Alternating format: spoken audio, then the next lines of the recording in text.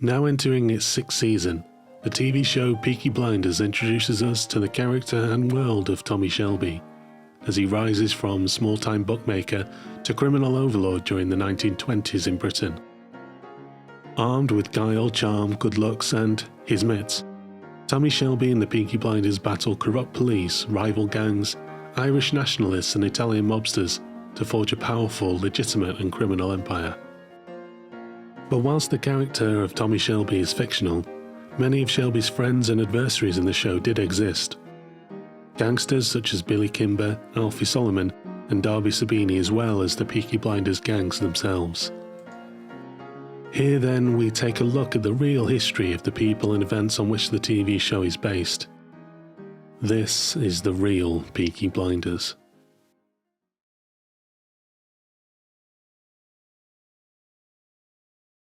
Much like in many countries throughout the world, rapid industrialisation in 19th century Britain brought about large increases in population and saw the growth of huge, densely populated cities around the country.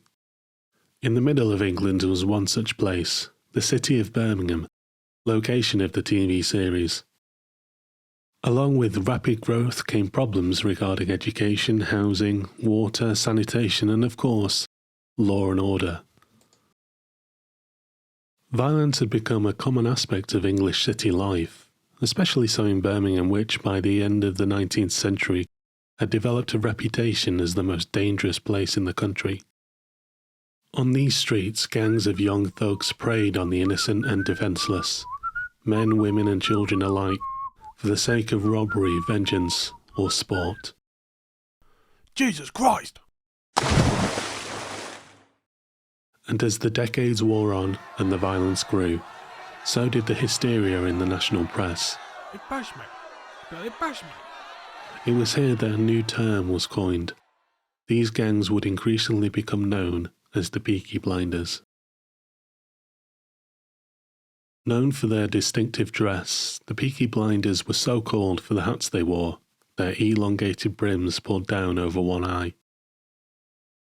The myth, depicted in the TV series, showing the Peaky Blinders with razor blades fixed into their caps, seems to have first appeared in the local press long after the Peaky Blinder gangs had disappeared from the streets of Birmingham.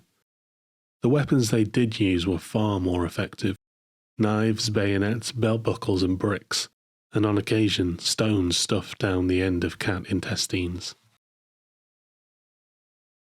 And not in fact one gang, but a general term for the men associated with various gangs throughout the city. The Peaky Blinders were pickpockets and robbers. They fought pitched battles against rival gangs for control of local protection rackets and gambling.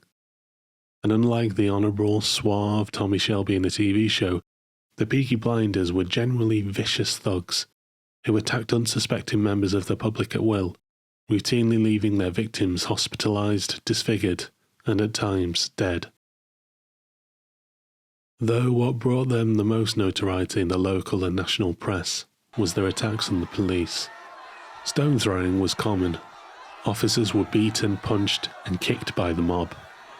But it was the murders of police that caused national outrage. PC Lyons in 1875, who was stabbed in the neck and beaten to death by the Peaky Blinders after coming to the aid of a fellow officer, himself being attacked. PC Snipe in 1897 and PC Gunter in 1901 were both beaten to death with bricks. Or the infamous story of PC Blinko in 1902, who was hacked to the point of death with an axe in revenge for serving the offender with a police summons. In this instance, Blinko survived. In the TV show Peaky Blinders, Inspector Campbell is brought in from Northern Ireland to clean up the corrupt Birmingham Police Department, find a cache of stolen guns, and take down the Peaky Blinder gangs. But there was in fact a real Northern Irish Chief Constable in Birmingham at the time, Charles H. Rafter, who, unlike his TV counterpart, was a well-respected and by all accounts honourable man, whose arrival in Birmingham in 1899 precipitated the decline of the Peaky Blinder gangs. In fact, just 6 years after Rafter's arrival in Birmingham, the Peaky Blinders were already being referred to in the press in the past tense.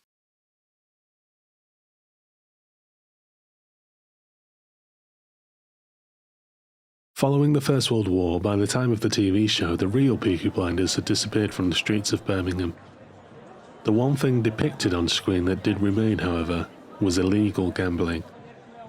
Betting indoors away from the racecourses had been illegal since 1852, but this helped push gambling onto the streets and inevitably into the hands of gangs. Much like with alcohol in the United States, throughout England gambling was seen as a moral and social evil, one that had to be eradicated. It was rife in Birmingham, and despite street gambling too being made illegal in 1906, only grew in popularity both before and after the First World War. The gangs who controlled these rackets had lookouts and would instruct gamblers to write their bets on scraps of paper and throw these into designated laundry baskets as they were wheeled down the narrow Birmingham streets. So law enforcement grew ever more sophisticated in turn. Hiding in dummy laundry baskets, officers would be pushed down those same streets by plainclothes colleagues. Bypassing the lookout, they could then jump out and collar the unsuspecting bookmaker. One officer even tried patrolling his beat disguised in women's clothes.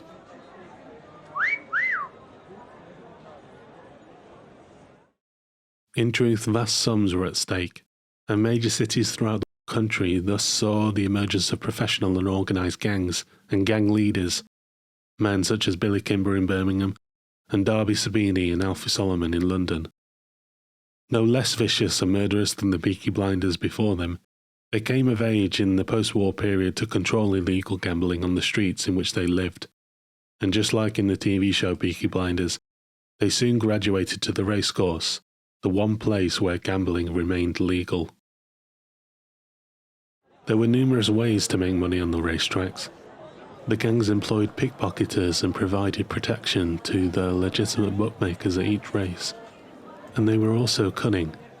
Through the threat and actual dealing out of ruthless violence, they forced the bookmakers to purchase the best pitches to take bets, to buy unnecessary information cards on which were written the odds on forthcoming races. They sold the chalk they needed to write on their blackboards and the water buckets used to clean them at day's end. They even forced the bookmakers to purchase the stools on which they needed to stand so they could be seen and heard amongst the crowd, and all of course at exorbitant rates. The gangs made a fortune.